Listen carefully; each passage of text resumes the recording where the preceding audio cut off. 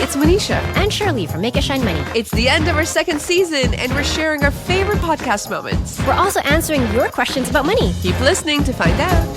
This little light of mine, yeah, I'm gonna make it shine, make it shine, make it shine, make it shine. Hey everyone, Shirley and Monisha here, and it's our last episode of season 2.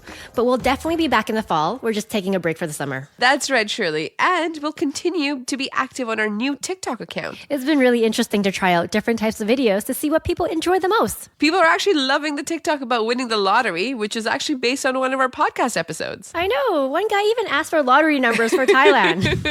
Wouldn't it be amazing if someone actually did win the lottery based on the tips? Yes. And if you do win, please let us know. And also, if you haven't already, please give us a follow. Our TikTok and Instagram handle is the same as the podcast, Make It Shine Money. All right, Monisha. Today, we'll cover some of our favorite moments of the past 32 episodes across both seasons and also answer some interesting questions we got from you, our listeners. So let's start off with the highlights. In season 1, many of our podcasts were about relationships and money. So we've covered topics like cost of dating, being single, being married, having kids, and divorce.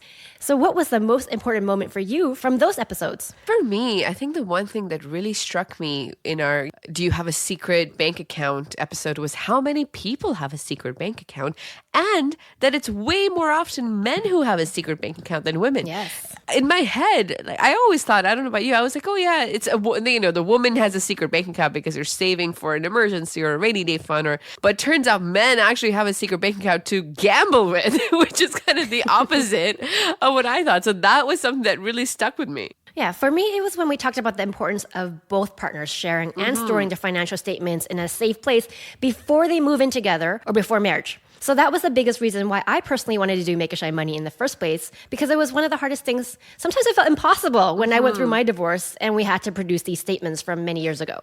So I wanted others to be aware that doing this simple exercise together before you take the next step in your relationship will save you so much time, stress, and money if one day you do break up. Right. Keep everything transparent, right? Even if this message helped one listener, I feel really good about it. Okay, what's the most interesting new thing you learned about money from our podcast? So for me, it was actually from our very first episode. Guess what? Money does buy happiness.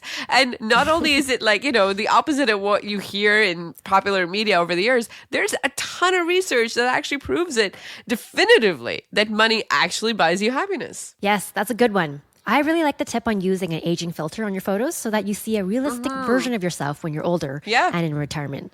So looking at the older version of yourself makes it a lot easier to answer the question, what you want your life to look like in the future. Yeah, and the people who do this actually save more money. That's right. So I just thought of one more thing. On our episode of Money Superstitions, the fun thing I learned was about the Trevi Fountain in Rome. So they had to drain that fountain 3 times a week, and about $1.3 million US was thrown in every year. And all of that goes to charity. That's awesome. Okay, next question. Which episode was the most difficult to work through? Oh, I think I have a tie here. The cost of being female, it got me so angry. Like even basic things, that the fact that women had to pay taxes on tampons and sanitary napkins, all that for so long, where it's not something you control. It's a necessity, really. But the fact that that was taxed and something like helicopter maintenance wasn't taxed, and of course the cost of kids is just a tough one in general. It's just a huge variance. It could be so expensive, and there's so many ways you can cut costs, but at the end of the day, it's still, from a financial perspective, not a simple decision. There's a lot of emotions in it, so it was a tough one for me.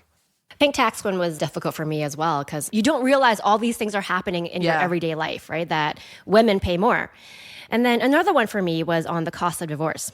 So simply because everyone's divorce is different. So it was important to stay general about the topic, but also hone in on specific information on things to be aware of that could lead to a costly divorce. Also, we're not divorce lawyers. So a lot of what we covered, I was speaking from my personal experience, and we were sharing stories about people we knew that had gone through a divorce. Yeah, I mean, there's no black or white answers, right? Because this is such a personal situation. Okay, so what was your favorite episode? Oh, my favorite episode. I actually really liked the lottery. The lottery episode. And one of the recent ones that we did that I really liked is, top 10 places to retire. I just like that. I think it's so aspirational. It's so fun to dream about the things money can do for you. So mine was on the episode on the Lunar New Year. So you actually reminded me that it was Chinese New Year coming up. And of course, it's my favorite event of the year, so we have to cover it. Oh, that's my favorite one. And it actually ties perfectly to our Make It Shine Money idea in the podcast. So it was a perfect thing to cover. I loved it too. Okay, let's switch it up. Here's some questions that you, our listeners, sent us recently. Okay, let's do it. Question number 1 is from Rhea. She writes, my name is Rhea. I'm 22 and I'm about to graduate from university. I live at home with my parents, but my goal is to move out and have my own place. And I have about $20,000 in student loan debt. And I work part-time as a teller. But my boss has agreed to hire me full-time when I graduate. Okay. I also paint and sell my art as a side hustle. My question is, several of my friends are planning a graduation trip to Vegas. And I really want to go. So as a graduation gift, my grandma gave me some money, which should cover the cost of the trip. So should I go to Vegas? Should I pay my student loan? Or should I save the money so I can move out? Well, first of all, congratulations, Rhea, for graduating. That's huge. Yeah, a huge accomplishment. And I love all the side hustles. I love that you're thinking about money so young and being financially prudent about it.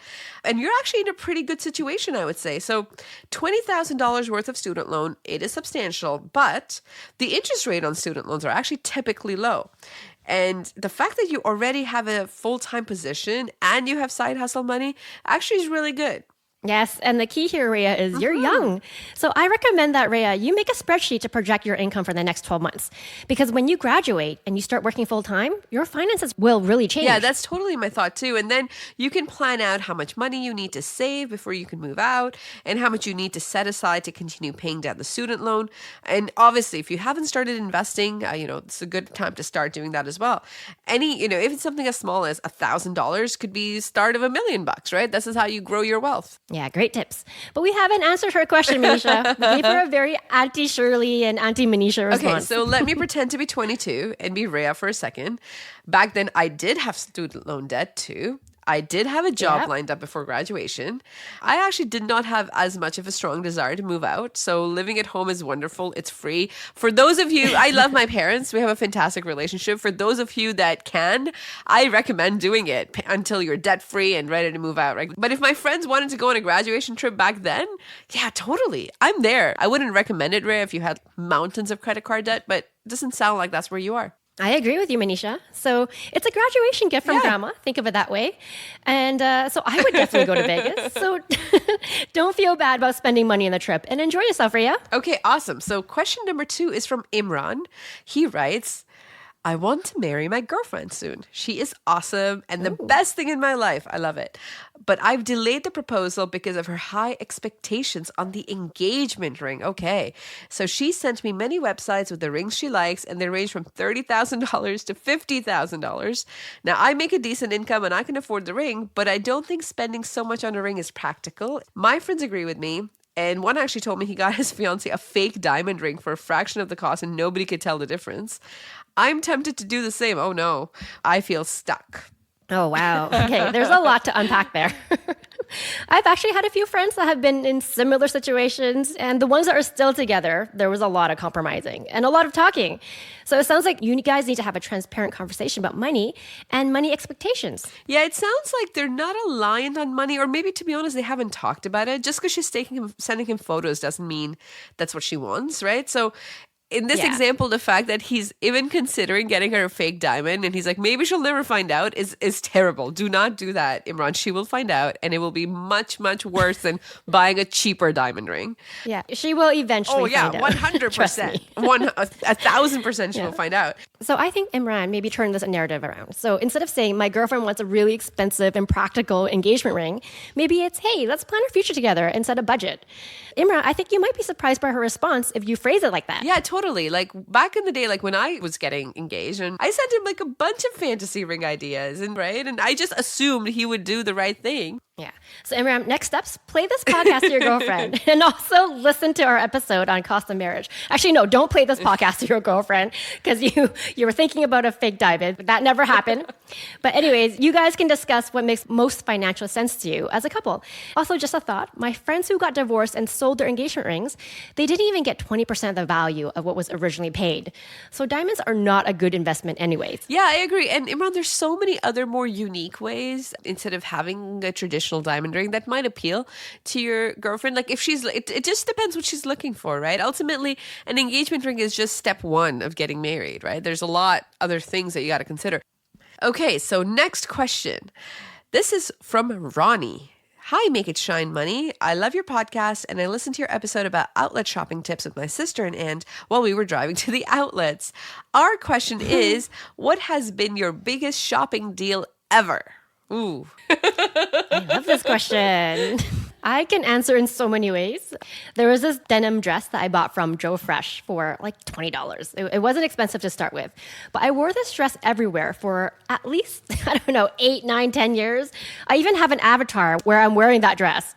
So if you look at cost per wear, it definitely came to less than a penny. That's awesome. What about you? When I look at a deal, I would say for me, it's been boring stuff. Maybe boring, but I remember buying an expensive watch for my husband as a gift for his graduation. She had somebody else buy it in a country that had no tax, and then they shipped it to me. So I saved a lot of money. So that's another way to get a deal. Very smart. Okay, one last question. This one is from Melissa. She writes, I've started investing and my portfolio is in a boring broad index fund ETF.